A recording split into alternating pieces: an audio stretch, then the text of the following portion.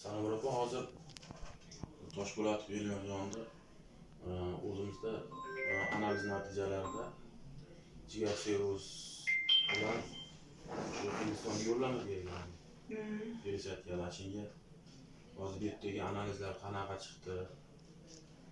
O'zi bir qator nima qilib aytsangiz, endi bu guruh ochilgan, mahalla-ko'y bor, boshqa bor ashiga. O'zi bir bu yerda analizlar qanaqa holatda chiqdi? Nima gap bo'ldi? Shularni birozini gapirib bersangiz yaxshi bo'lardi. Menga birinchi jo'natgan analizlar bor edi-yu, haqiqatdan o'shanda bilirubinlar oshgan, balandlikda bilirubinlar ko'tarilgan edi. Endi o'sha kasallikning boshlanish paytlaridagi holat yomonlashgan paytlari bo'lgan ekan, yeganini qayd qildi dedilar. Keyin klinikaga bordik, sirroz bilan davolandi deb shunaqa dedilar. Keyin menga analizlar jo'natgansa, men ham doktorga jo'natganman. Doktor aytganki, o'sha boshlang'ich faqat bilirubinlar ko'tarilgan.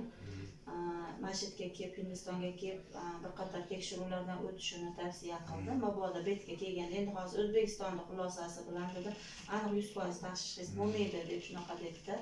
Agar xohlasa dedi, kelsin Hindistonga dedi, betda tekshiruvlarni davom ettiramiz. Perisadka bo'ladigan bo'lsa, operatsiya bo'ladigan bo'lsa, dedi, operatsiyasini davom etamiz dedi. Agar yo'q, hali perisadkaga vaqtli bo'ladigan bo'lsa, nimani o'sha lecheniyalarni qilamiz. Doktor aytishi bo'yicha qancha bo'lsa ham o'zini jigari bilan yashagan yaxshi, qancha bo'lsa ham. Endi hozir keldi menga mana hamma analizlar topshirdik. Analizlar FGDS bo'ldi, nimalar endoskopiyada, fibroskan bo'ldi. O'zi qilindi MRTga tushdingiz. O'zi MRTga tushgandayoq aniq bo'ldi. Hozir qanaqa toifasida chiqdi nimasi? Sirroz. Sirroz emas, BD bor, BD virus bor, sirroz bor. Bu degani kasal emas degani emas, sirroz bor. Lekin hali operatsiyaga vaqtli. Operatsiyaga ozgina vaqt bor. Endi buni Xudo biladi, qancha vaqt. Buni men ham aytolmayman, doktor ham aytolmaydi. Balkim 1 oy, balkim 2 oy, balkim 3 oy, balkim 5, balkim 10 yilda uni hech kim aytolmaydi. Hozir alomatlari bitta bilirubin oshish bilan kuzatilgan xolosda sirroz alomatlari. Boshqa tomonlarda yo'q, lekin betga kelganlardan keyin o'sha bilirubinlari ham hozir normada-da. Normaga tushgan, o'sha davolanishdan keyin normaga tushgan. Hamma analizlari yaxshi. MRTda jigar ko'rilganda, jigarda sirroz bor.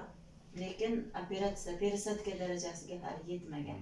Endi doktor MRT qilishidan maqsad ko'p bemorlarda shunaqa bo'ladiki, sirrozi boshlang'ich davrlarida nima rak bo'lishi mumkin-da, nimasiz, alomatlarsiz kechadi ular.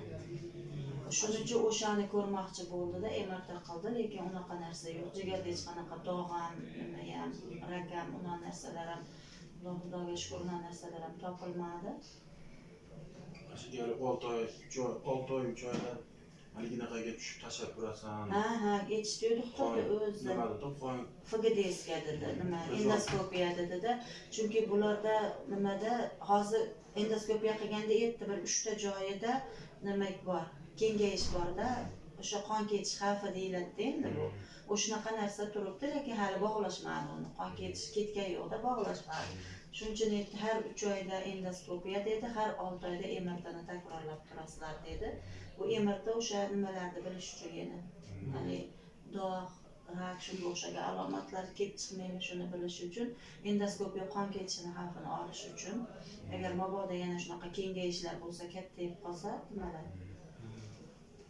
Tomirlar, o'shalarni oldini bog'lab qo'yadi, qon ketib qolmasligi uchun.